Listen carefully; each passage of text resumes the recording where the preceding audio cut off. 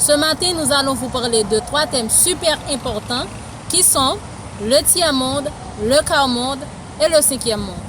Commençons tout d'abord par le tiers-monde.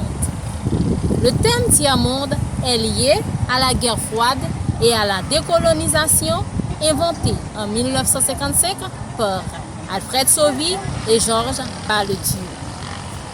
Le tiers-monde, c'est un ensemble de pays qui vont apparaître en 1955 lors d'une conférence qui a eu lieu à Bandung, en Asie du Sud-Est, en Indonésie, réunissant des chefs d'État des pays d'Afrique, d'Asie, qui sont nouvellement indépendants et qui partagent plusieurs points communs comme la pauvreté, le manque de développement et le fait d'être de nouveaux pays. Ils étaient 29 pays non alignés ou neutres. Les principaux meneurs de la conférence de Bandung sont: pour l'Égypte, capitale Caire, on a Gamal Abdel Nasser. Pour la Yougoslavie, capitale Belgrade, on a Josip Broz Tito. Pour l'Indonésie, capitale Jakarta, on a Sukarno. Pour l'Inde, capitale New Delhi, on a Nehru.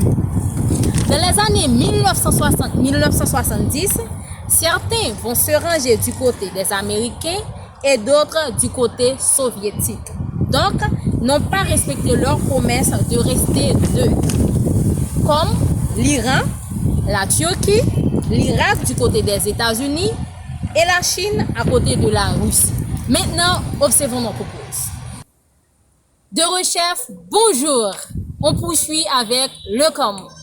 Le quart-monde, l'ensemble des pays qui dépendent exclusivement de l'aide de la communauté internationale. C'est l'ensemble des pays non détenteurs de matières premières et de ressources naturelles. Pour finir, le cinquième monde. Le cinquième monde, créé vers la fin des années 70, début 80, par le fondateur d'une revue panafricaine éditée à Paris. Le fondateur s'appelle Béchir Ben Hamed. Le cinquième monde, c'est le mal-développement ou encore le développement séparé des races. Une minorité vit dans l'opulence et l'abondance, tandis que la majorité vit dans la misère. Merci, à la prochaine pour une nouvelle vidéo.